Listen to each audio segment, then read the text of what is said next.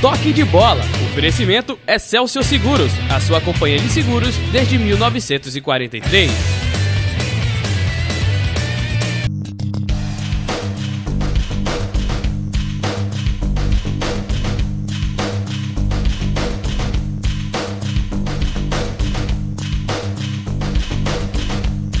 Boa noite, amigos da TV Nova. Estamos juntos mais uma vez aqui no nosso Toque de Bola itinerante, desde o Boi Brasa, aqui no Pina, na Avenida Boa Viagem, de frente para o mar. É o único rodízio aqui do Recife em que você degusta carnes nobres, deliciosas, de frente para o mar. Nós estamos aqui recebendo sempre convidados interessantes, especiais. Hoje, presença do presidente da Federação Pernambucana de Futebol, Evandro Carvalho, a federação completando 100 anos de existência nesse ano de 2015, e várias são as solenidades, as festividades que estão acontecendo em todo o nosso estado. Aliás, eu queria começar por aí, Evandro. Cadê o microfone do Evandro?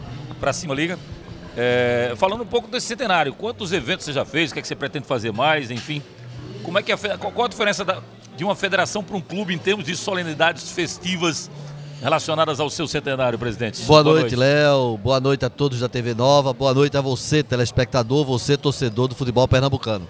Nós vivemos um momento fantástico, Léo. Um momento de revolução no nosso futebol, com a consolidação do trabalho de base. O esporte voando na Série A, o Santa Cruz e o Náutico com reais chances de ascender à Série A, o Salgueiro disputando, sem dúvida, vaga na Série B, e o Central, já com 2 vitórias seguidas, e o Serra Talhada. Portanto, nós temos aí uma grande possibilidade de, no próximo ano, estabelecer o melhor ranking da história do futebol pernambucano do brasileiro. Por falar em ranking, já pra gente não perder o fio da meada, o Náutico está garantido na Copa do Brasil pelo ranking?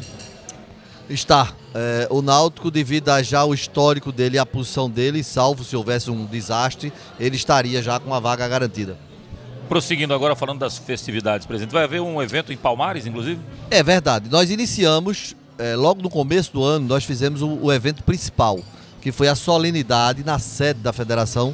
Você esteve presente, o governador, o presidente do Tribunal de Justiça, o presidente da Assembleia, o presidente da Câmara, prefeito, enfim, todas as autoridades estiveram. Nós fizemos a inauguração do Memorial Eduardo Campos, um espaço onde nós cultuamos toda a história e memória da federação e colocamos e fizemos a solenidade de instalação do busto de Eduardo Campos, com a presença da família do ex-governador. Após isso, nós iniciamos uma série de 100 ações sociais. Nós abrimos mão de fazer uma festa, de convidar todos os presidentes de federações, CBF, tem um custo caro de hotelaria, de passagem, e nós fizemos e estamos fazendo ainda 100 ações sociais. São instituições que nós selecionamos e aí nós vamos e doamos determinados ativos que eles precisam, cesta básica, nós vamos fazer uma entrega de cadeira de roda Geraldo no programa dele, enfim, são várias ações tópicas até o final do ano. Afora isso, foi instituído o título de ouro da federação que nós outorgamos a todas as autoridades do estado e personalidades que ajudam e trabalham no futebol. É o caso seu pessoal, o caso do seu programa e da CBN. Afora isso... Deixa eu mostrar aqui, presidente. Exato. Aqui, Léo. Esse aqui é o título de benemérito que a gente recebe. É a segunda vez que a gente recebe um título da federação. A gente agradece aqui ao presidente da federação, Evandro Carvalho. Aqui pelo programa Tá na Rede, da TV Nova. E também tem outro aqui da CBN que a gente vai fazer chegar às mãos do diretor Paulo Fernandes Neto. A gente agradece antecipadamente, presidente. Exato. E você, como bem representa as duas empresas, ficou encarregado de receber e naturalmente fazer a entrega formal. Mas o importante é que a federação resista nos anais da história do futebol de Pernambuco e do Brasil, todos os homenageados. Isso vai para o site da CBF, para o nosso site, e nós vamos concluir esse ano com essas ações sociais e a entrega dos títulos a todas as personalidades que contribuíram e contribuem com o futebol pernambucano. Eu estava vendo no começo da semana, presidente, a informação de que a seleção brasileira ela deve jogar eliminatórias, uma no Rio de Janeiro e a outra no Recife, Salvador ou Fortaleza. Como é que está essa quebra de braço aí? Se há a possibilidade concreta da gente ter um jogo oficial da seleção brasileira pelas eliminatórias? São Paulo está sendo colocado de lado, porque São Paulo tem sempre aquela coisa do torcedor ser clubista, ser crítico. Já sacudiram bandeirinhas lá no Morumbi, a gente nunca esquece daquela cena, então São Paulo está sendo meio que escanteado. Mas Pernambuco está no páreo e deve receber um jogo oficial? A intenção é essa, nós partimos aí atrás desse objetivo, já tivemos reunião com a CBF, já tivemos reunião com a Conmebol quanto à questão da sede e o objetivo é esse, é que Pernambuco seja sede de um jogo oficial da eliminatória da Copa do Mundo. Zé Maria Marim, presidente, o senhor tinha um relacionamento muito bom com ele, né? Ele, inclusive, me lembro da presença dele na tribuna de honra do estádio do Santa Cruz. A gente ficou lá, inclusive, fazendo um trabalho de quase que um programa social, entrevistando o Nicolas Leoz e a várias personalidades. O senhor estava lá presente também. Como é que tem sido a sua relação com ele pós-prisão? Ele está incomunicável, o senhor consegue falar com ele? Há uma perspectiva de ser liberado, ele deve ser extraditado para os Estados Unidos. Como é que o senhor vê essa situação do ex-presidente da CBF? Nós tivemos contato, eu mantenho contato com a esposa dele, dona Neuza. Com ele não, aí teria que ser um contato pessoal, naturalmente nós não estamos lá e devido à distância é muito difícil. Nossa relação de amizade é a mesma, eu quero dizer que o relacionamento pessoal da pessoa de José Maria Marim me é muito caro, pelo sentimentalismo, pela figura paternal que ele representa para mim. É uma pessoa que eu tenho e já tinha há longos anos um relacionamento pessoal muito bom e eu o respeito nesse sentido. É evidentemente que institucionalmente ele se encontra envolvido numa crise, que é a própria crise da FIFA, que eu defendo desde o primeiro dia que Blatter tinha que renunciar e sair do cargo e não está lá, como também, já coloquei isso publicamente, qualquer dirigente a nível nacional ou internacional que esteja envolvido, que seja envolvido em questões de ética, de moralidade, da idoneidade, esse dirigente não tem condições de permanecer, ele tem que se retirar, seja se retirar espontaneamente ou seja retirado por força de medida legal. Então a nossa posição é essa, é a intransigência da legalidade. Então qualquer nível, seja CBF, seja uma federação estadual, seja uma confederação internacional, o dirigente que se envolve, torcedor, Léo, o dirigente que se deixa envolver por ações ilícitas, ele não tem condições éticas, morais, pessoais de permanecer no cargo. Aí agora, é evidente que a gente tem a presunção de inocência e a gente tem que aguardar a conclusão do processo. Agora, no meu modo de ver, presidente, claro que o senhor fica numa situação até delicada para falar sobre esse assunto, mas pegou mal a história do Del Nero não ir lá nessas reuniões que está acontecendo com a FIFA e ter saído naquela outra. Dá-nos a impressão, o senhor usou uma expressão que não deve não teme, não dá-nos a impressão de que ele tem medo de acontecer alguma coisa, alguma denúncia contra ele e ele não possa voltar para o Brasil, pelo menos passa-nos essa impressão. Eu já me posicionei quanto a isso. O retorno dele, apesar da mídia ter colocado que ele fugiu, realmente não é correto. Por quê? Se houvesse qualquer mandado de prisão, o mandado de prisão seria efetivado no mesmo dia, na mesma hora, para todos. Isso é uma rotina processualística de qualquer país. Se existe uma demanda de prisão, ela é realizada no mesmo ato, no mesmo horário para todos. Então, se a pessoa que está naquele dia, naquele local, não foi detida, ela poderia ficar ininterruptamente, porque ela não seria mais detida naquela ação. Então, a volta dele eu entendi razoável, porque... Deixar de votar na eleição? Não, foi para isso e não cumpriu? Eu acho que era razoável devido ao escândalo que surgiu em relação ao ex-presidente aqui. Agora, a não ida dele agora, não. Eu já me posicionei contrário, eu entendo que não é justificável, entendo que foi um erro, eu se estivesse no lugar dele teria ido, ou então, se eu acho que não tenho condições de ir, eu teria a opinião que não teria condições de dirigir. Eu acho que era imperativo a ida dele. Eu entendo que foi um erro estratégico. Eu não consigo conceber como é que um dirigente não deve estar num evento dessa natureza, dessa importância. Mesmo com todas as CPIs, mesmo com todos os problemas que existam aqui no Brasil, eu acho que era imperativo que ele tivesse viajado. Questão política, presidente. Quando a gente vê os Estados Unidos entrando nessa parada, nada vem de graça, né? Dá-nos a impressão também de que teria sido uma ação que foi iniciada exatamente em função deles, Estados Unidos, não ter conseguido vencer o duelo pela Copa do Mundo, para a Copa do Mundo ser realizada lá. Ali talvez eles tenham duvidado da lisura do processo, da escolha das sedes candidatas, das sedes da Copa do Mundo. Foi o caso da Rússia para 2020 e para 2018 e Catar para 2022. A gente ficou com essa impressão. Por que não ganhamos? Vamos averiguar. E aí começou a se descobrir esse mar de lama que estava imperando na FIFA, presidente. A leitura é correta. É evidente que toda ação, seja ela processual, seja ela administrativa, seja ela midiática, ela tem um contexto político, de inserção política. E, naturalmente, os Estados Unidos se sentiram relegados, se sentiram desprestigiados, se sentiram desqualificados por não ter sido escolhidos. É evidente que já deviam ter alguma desconfiança em relação a algum procedimento de correção ética, e diga-se de passagem, o povo americano prima por essa lisura ética, por esse apego à legalidade dos atos. Isso é uma característica muito comum da nação americana. É evidente que existem distorções, mas via de regra, a população americana, em qualquer nível, ela prima por esse apego à honestidade. Isso é uma característica muito marcante deles. Eu acredito que se aliou essa reserva, essa mágoa política a uma questão processual. Foi investigado, e eles são muito competentes, investigaram, detectaram erros, expediram os respectivos mandados. Eles têm os tratados de extradição com a Suíça, com a Suécia, com ambos, portanto eles estão agindo dentro da legalidade da legislação deles. Cabe às partes prejudicadas constituírem advogados e se defenderem. Para vocês terem uma ideia do que está falando o presidente Evandro Carvalho, na Copa de 94 nos Estados Unidos, o sindicato aqui dos radialistas estava vendendo umas carteiras que tinham um brasão da República Federativa do Brasil. Então a gente colocava uma cédula, né, de identidade que nos colocava como jornalista ou como radialista profissional. Dentro dessa carteira, quando você abria, aparecia o brasão República Federativa do Brasil. Vocês têm visto aí nos filmes policiais americanos que eles não mostram nem a foto, eles mostram o brasão, né? O brasão dos Estados Unidos, República dos Estados Unidos. E aí, no que eu entro no aeroporto, né? Eu vou passar no aeroporto, eu tiro os documentos do bolso do paletó para colocar para passar no detector de metais. Quando eu tirei, que eles viram o brasão, ele falou: não precisa passar aqui não, pode entrar, coisa e tal.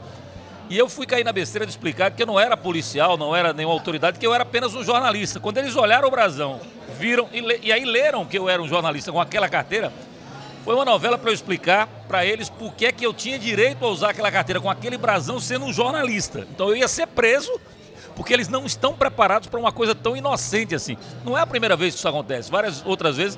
Uma vez o Zico, eles tiraram o Zico da fila porque foi reconhecido como autoridade, e o Zico fez questão de ficar na fila. Eles têm alguns cuidados em excesso para alguns determinados assuntos, mas, por exemplo, várias vezes eu vi nos voos internacionais, lá dentro dos Estados Unidos, a faca e o garfo de metal.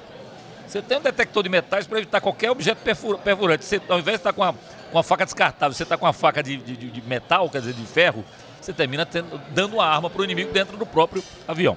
Presidente, o Campeonato Brasileiro está, depois de alguns campeonatos onde a gente teve clubes disparando na liderança, né? O caso do Cruzeiro nos 2 últimos anos, São Paulo alguns anos atrás, é um dos campeonatos mais concorridos nos últimos tempos, até porque ninguém disparou.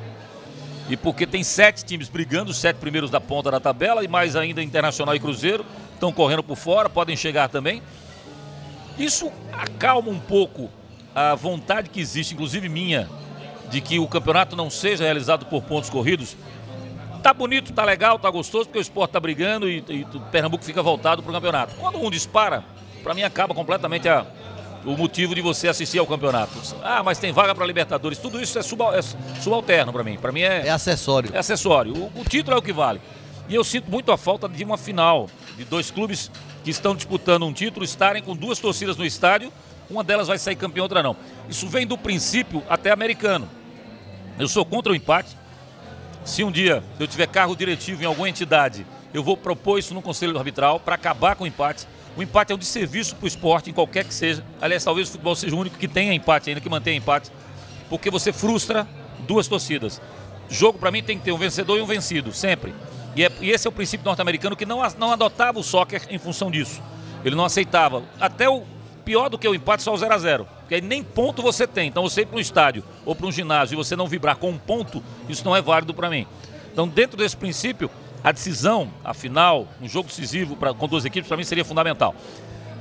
Acalmou um pouco essa iniciativa de alguns clubes que querem, que já veem a necessidade de ter ida, classifica 1 ou 2, volta, classificam 1 ou 2, e os 4 fazem semifinal e final do campeonato. Ainda há essa possibilidade? Na verdade, Pernambuco defende essa posição. Na reunião do Conselho Técnico, na reunião da Assembleia, nós colocamos, é evidente que existem variáveis desse projeto. Por exemplo, a Bahia tinha um projeto de ida e volta, classificava primeiro, segundo, a gente foi contra. O nosso modelo é mais simples, é você adequar a disputa do ponto corrido até a final e os 2 ou os 4 disputarem o título. Por exemplo, o primeiro e o segundo colocado disputam em 2 jogos o título, ou os 4 primeiros disputam o quadrangular. Foi isso que nós propomos. Essa eu entendo que é a tendência mais forte dentro das federações e dos clubes. Agora, isso demanda ainda uma reunião final do Conselho Técnico dos próprios clubes para que eles aprovem ou não. E só pode ser feito se você aprova depois... Para um ano depois. Um ano depois, não pode ser no campeonato seguinte, Não, né? não. Tem que ser... Fazer no ano, para iniciar no ano seguinte, após o encerramento daquele modelo de campeonato de 2 anos. Então, pelo andar da carruagem, mudança mesmo só em 2018, porque... Exato, se for aprovada... Isso vai ser esse ano ainda, vai ter essa... Não, se nós aprovássemos esse ano, já vigoraria 17. Tá, mas dificilmente vai vigorar. Não, nós temos, inclusive, semana passada foi formado o Conselho Técnico da Série A com 5 equipes, o Sport é a sexta, é o suplente. Nós vamos formar agora, essa semana que entra agora, o Conselho Técnico da Série B e C. Aí nós vamos ter o Conselho Nacional de Clubes e o Conselho Individual de cada série. Então, quarta-feira nós vamos fazer a eleição da Série B e C e a A já foi realizada na semana passada. Já a gente vai voltar a falar sobre esse assunto do empate que eu acho interessante. A Companhia Excelsior de Seguros é uma empresa de abrangência nacional com forte atuação regional. Ela foi fundada em 43 e teve matriz transferida em 96 do Rio aqui para o Recife, sendo a única seguradora com matriz ativa no Norte e Nordeste do Brasil. Entre os produtos oferecidos pela Excelsior estão o seguro garantia, aeronáutico, habitacional, residencial, empresarial, responsabilidade civil, equipamentos móveis e estacionários, riscos diversos, vida em grupo e acidentes pessoais em grupo. Nos planos da Excelsior estão a manutenção do alto índice de crescimento com foco prioritário de expansão nas operações das regiões sul e sudeste do Brasil. Excelsior Seguros. Presidente, não mudaria o futebol na sua essência se você entrasse em campo sabendo que se não fizesse gol, você não ganharia ponto? Não mudaria a forma de jogar, a essência do jogo? Você sabia que você faz um gol, você está ganhando ponto. Se sofrer um gol, você passa a não ganhar ponto. Faz um gol outra vez. Não daria um dinamismo melhor para vou usar um termo da sua época, tá? Esporte Bretão? Não é tão da minha época. Não é tão da minha época. Exato. Saudoso bebê. Mas, na verdade, a Federação Pernambucana, ela obteve autorização da CBF para implementar, se assim o conseguisse, em Pernambuco, um modelo diferenciado, que é basicamente o seguinte: nós já propomos isso no campeonato passado, propomos novamente, é uma ideia nossa, minha, que eu defendo, é encerrar o empate. O jogo que terminar em empate, ele iria para pênalti. Perfeito. E a pontuação seria diferente. No caso de pênalti, a equipe que ganhasse por pênalti teria 1 ponto, ou 2, e a equipe que ganhasse o jogo teria 3. A minha opinião era 1 ponto pelo pênalti e 3 pela vitória, para motivar as equipes a ganharem o jogo. Esse é o ponto principal. Eu sou contra esse modelo de empate e terminar a partida sem resultado. Então eu acho isso prejudicial. Agora, evidentemente que Pernambuco, quando eu assumi, eu instituí em Pernambuco o Conselho Técnico Autônomo, que é o conselho onde a federação não tinha voto e a federação não tinha poder de veto. Nós éramos a única federação do Brasil que não tinha poder de veto. Até a CBF tinha. A CBF caiu o poder de veto agora na reunião do mês passado. Adotou o nosso modelo. Então, hoje a tendência em todo o Brasil é esse, que a confederação já tem, Pernambuco já tem, todas as federações abram mão do poder de veto e fique exclusivamente a critério dos clubes no Conselho Técnico decidir as questões das competições. Essa questão, houve um campeonato em 1988, se a memória não me trai, a Copa União foi em 87, 88, nós tivemos um campeonato onde a pontuação era a seguinte: 3 pontos por vitória, 1 ponto pelo empate. Quando houvesse o empate, iria para pênaltis. E o vencedor dos pênaltis teria mais 1 ponto. Então, é uma ideia. Eu quero penalizar cada vez mais o empate. Eu estou com essa ideia. Eu acho que não tem que ter ponto nenhum porque empatou. Empatou, ganhou nos pênaltis, tome um de, como se diz na gíria, de lambuja. Mas a intenção é que ele entenda que vale a pena. Basta a gente lembrar de que antigamente a vitória valia 2 pontos e o empate valia 1 ponto. Isso durante muitos anos. Foi assim o futebol. Quando subiram a pontuação de vitória para 3, foi para o cara entender que era para tentar vencer. O objetivo é vencer. O objetivo do jogo era vencer. Então, se você extingue o empate e coloca para o público não ficar penalizado, por exemplo, com 0-0, foi empate, vai para pênalti. Só o vencedor dos pênaltis tem 1 ponto. Primeiro, eu sou favorável a pênalti sempre. Essa história de dizer que pênalti é loteria, isso é conversa para boi dormir. Pênalti é competência. Aliás, eu não me recordo na minha vida de ter perdido um pênalti. Eu acho a coisa mais simples do mundo. Eu não sei como um jogador profissional perde um pênalti. Nunca bateu. Absurdo, é Nunca absurdo. bateu, por isso que ele tá Eu era exímio cobrador. Pênalti é frieza, é competência, é qualidade, é inteligência, é perspicácia, porque os goleiros cresceram. Eu estava vendo essa semana no Pan-Americano, tem um jogador da Seleção Brasileira de vôlei que tem 2,17 metros. Ele só perde para um jogador da Rússia, salvo engano, que tem 2,18 metros. O pré-requisito antigamente para você jogar um esporte era você ter talento. Hoje é você se adequar à posição ao esporte que você quer fazer. O cara olha assim, vê o cara com 2,05 metros, 2,10 metros, vem jogar vôlei aqui. Mas não sei jogar, aprende. O importante é que você tenha altura. Então assim, goleiro, ele está cada vez mais alto. Então a envergadura do goleiro aumenta e os 7,33 por 2,44 continuam os mesmos. Ou seja, a barra está diminuindo, porque o goleiro está crescendo. Então é mais difícil. Se a percentual antigamente era de 80 para 20, 80% para fazer, 20% para perder, esse percentual para perder aumentou muito. Eu diria que é 65 para 35 hoje, a vantagem do batedor. Mas os pênaltis, eles são uma atração à parte. Eu duvido que, como existe hoje no Brasil, a partir dos 30 do segundo tempo, os torcedores começam a ir embora.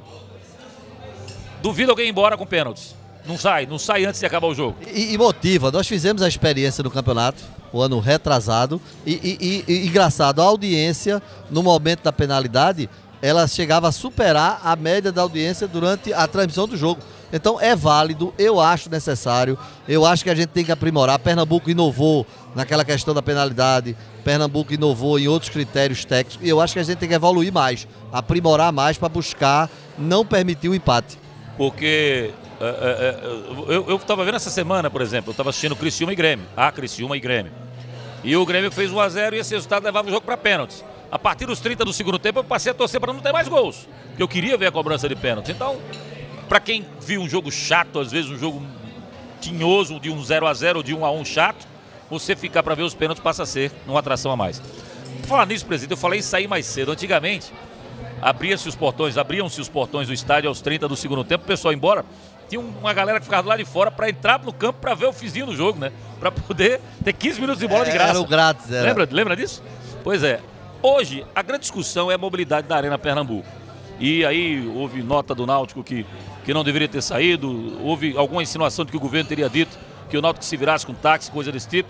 Eu acho que faltou um pouco mais de cabeça, de bom senso, de diálogo acima de tudo, para que as duas partes se sentassem à mesa e conversassem sobre isso.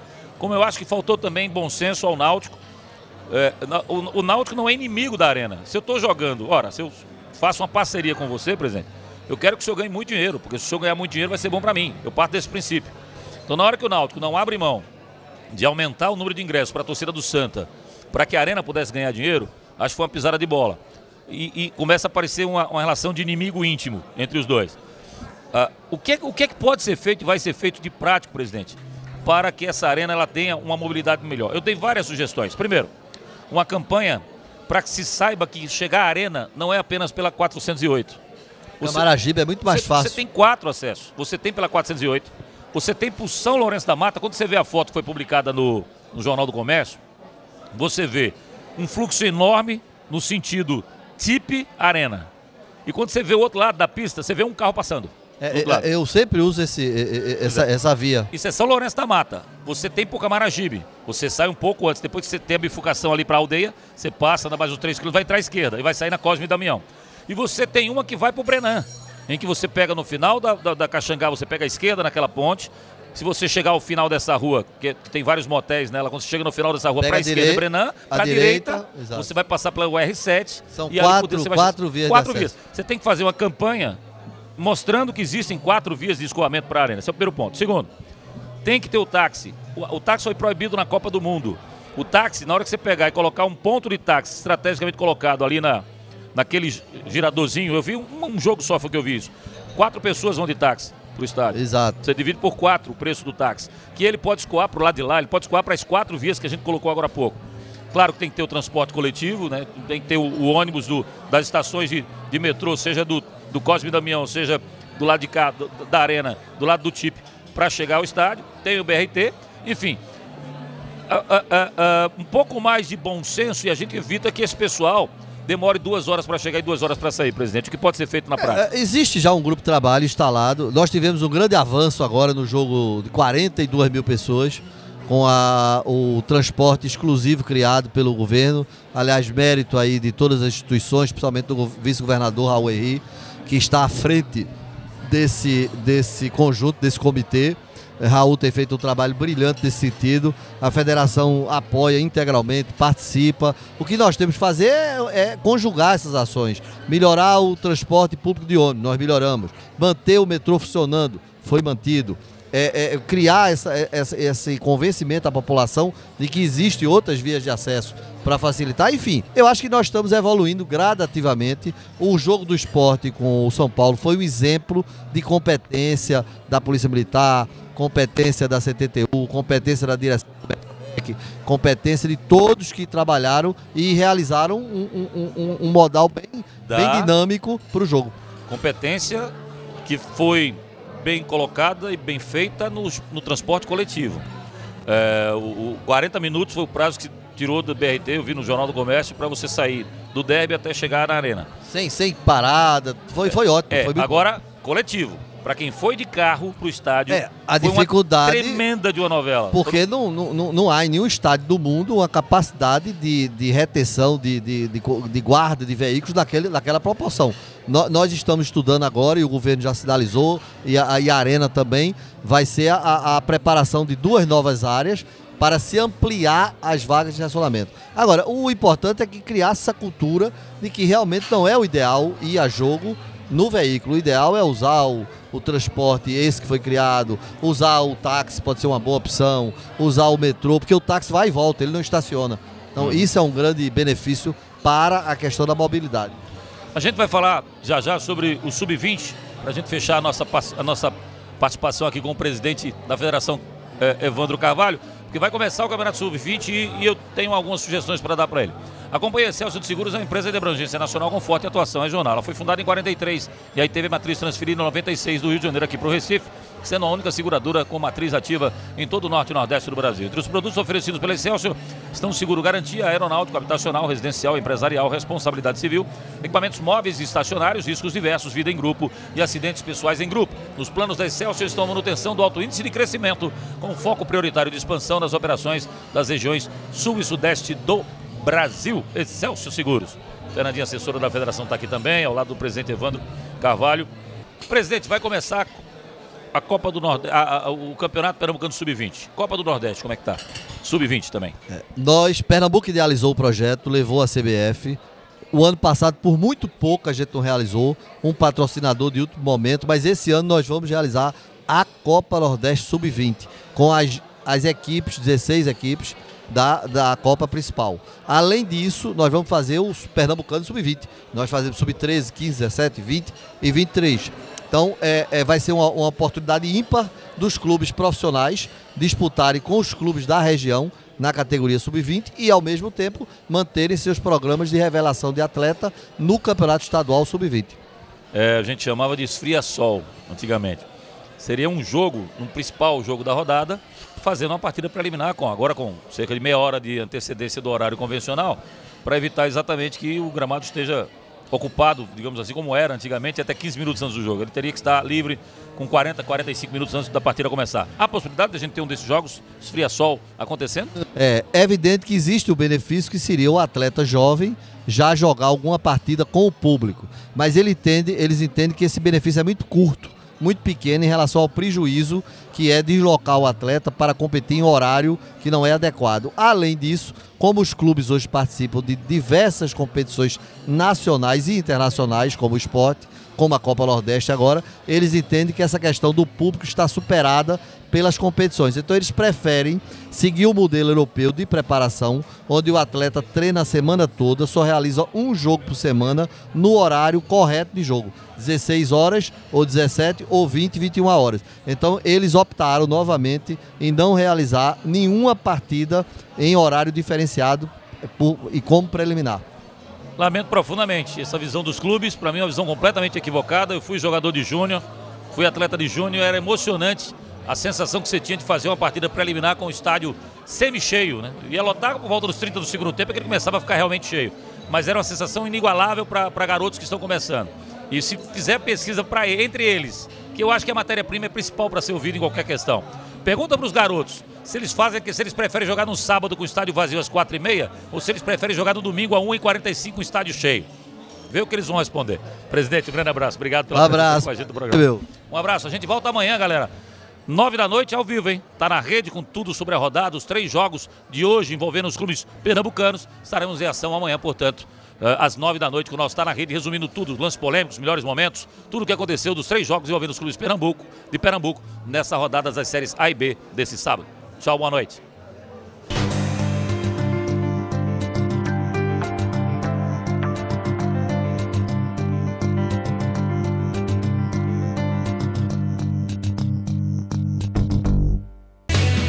Toque de bola. Oferecimento Excelsior Seguros, a sua companhia de seguros desde 1943.